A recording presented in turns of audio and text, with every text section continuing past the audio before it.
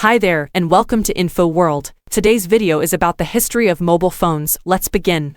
A mobile phone is a portable telephone that can make and receive calls over a radio frequency link while the user is moving within a telephone service area, as opposed to a fixed location phone. The radio frequency link establishes a connection to the switching systems of a mobile phone operator, which provides access to the public switch telephone network. Modern mobile telephone services use a cellular network architecture, and therefore mobile telephones are called cell phones in North America. In addition to telephony, digital mobile phones support a variety of other services, such as text messaging, multimedia messaging, email, internet access, short-range wireless communications, satellite access, business applications, video games, and digital photography. Mobile phones offering only basic capabilities are known as feature phones. Mobile phones which offer greatly advanced computing capabilities are referred to as smartphones. A handheld mobile radio telephone service was envisioned in the early stages of radio engineering. In 1917, Finnish inventor Erik Tigerstedt filed a patent for a pocket-size folding telephone with a very thin carbon microphone. Early predecessors of cellular phones included analog radio communications from ships and trains. In 1991, the second-generation digital cellular technology was launched in Finland by Radiolinja on the GSM standard.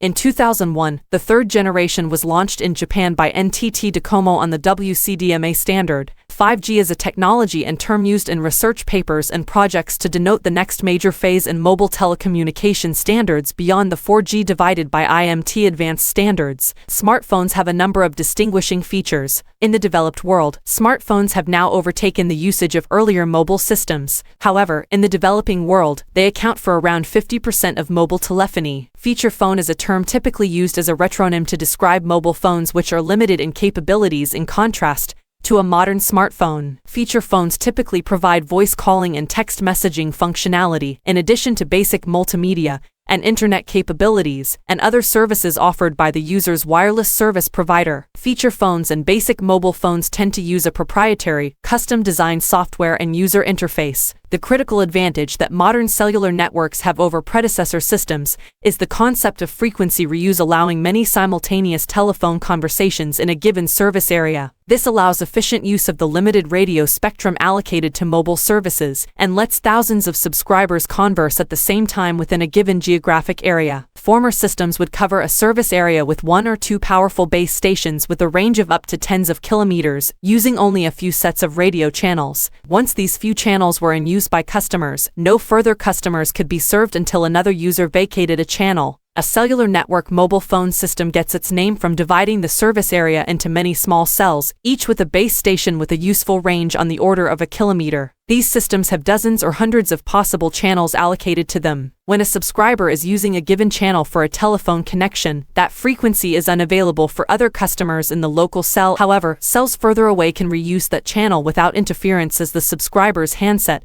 is too far away to be detected. The transmitter power of each base station is coordinated to efficiently service its own cell, but not to interfere with the cells further away. From 1983 to 1998, Motorola was market leader in mobile phones. Nokia was the market leader in mobile phones from 1998 to 2012. In Q1 2012, Samsung surpassed Nokia, selling 93.5 million units as against Nokia's 82.7 million units. Samsung has retained its top position since then. Apple and Google, both of the United States, also came to dominate mobile phone software. The world's largest individual mobile operator by number of subscribers is China Mobile, which has over 902 million mobile phone subscribers as of June 2018. In 2014, there were more than 7 billion mobile phone subscribers worldwide, a number that is expected to keep growing. Mobile phones are used for a variety of purposes, such as keeping in touch with family members, for conducting business, and in order to have access to a telephone in the event of an emergency. Some people carry more than one mobile phone for different purposes, such as for business and personal use. Multiple SIM cards may be used to take advantage of the benefits of different calling plans. The advent of widespread text messaging has resulted in the cell phone novel, the first literary genre to emerge from the cellular age, via text messaging to a website that collects the novels as a whole. Mobile telephony also facilitates activism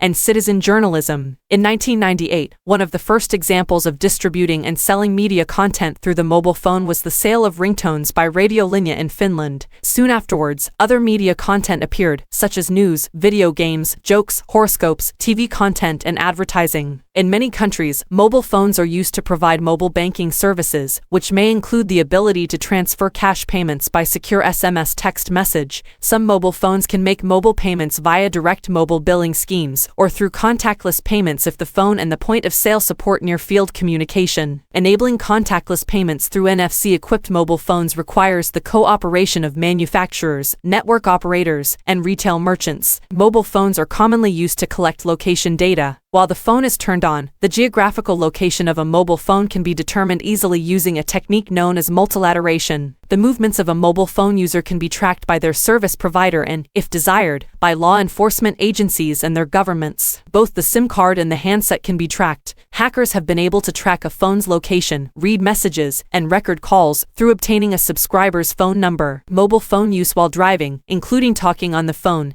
texting, or operating other phone features, is common but controversial. It is widely considered dangerous due to distracted driving. Being distracted while operating a motor vehicle has been shown to increase the risk of accidents. A 2011 study reported that over 90% of college students surveyed text while driving. As of July 2010, 30 states had banned texting while driving, with Kentucky becoming the most recent addition on the 15th of July. In 2010, an estimated 15,000 pedestrians were injured in the U.S. while using a cell phone, and some jurisdictions have attempted to ban pedestrians from using their cell phones. Other countries, such as China and the Netherlands, have introduced special lanes for smartphone users to help direct and manage them. Mobile phones use electromagnetic radiation in the microwave range, which some believe may be harmful to human health. On the 31st of May 2011, the World Health Organization stated that mobile phone use may possibly represent a long-term health risk, classifying mobile phone radiation as possibly carcinogenic to humans after a team of scientists reviewed studies on mobile phone safety. The mobile phone is in Category 2B, which ranks it alongside coffee and other possibly carcinogenic substances. One study of past mobile phone use cited in the report showed a 40% increased risk for gliomas in the highest category of heavy users reported average of 30 minutes per day over a 10-year period. This is a reversal of the study's prior position that cancer was unlikely to be caused by cellular phones or their base stations, and that reviews had found no convincing evidence for other health effects. In May 2016, preliminary findings of a long-term study by the U.S. government suggested that radio frequency radiation, the type emitted by cell phones, can cause cancer. A study by the London School of Economics found that banning mobile phones in schools could increase pupils' academic performance, providing benefits equal to 1 extra week of schooling per year. Studies have shown that around 40 to 50% of the environmental impact of mobile phones occurs during the manufacture of their printed wiring boards and integrated circuits. The average user replaces their mobile phone every 11 to 18 months, and the discarded phones then contribute to electronic waste. Apple Inc.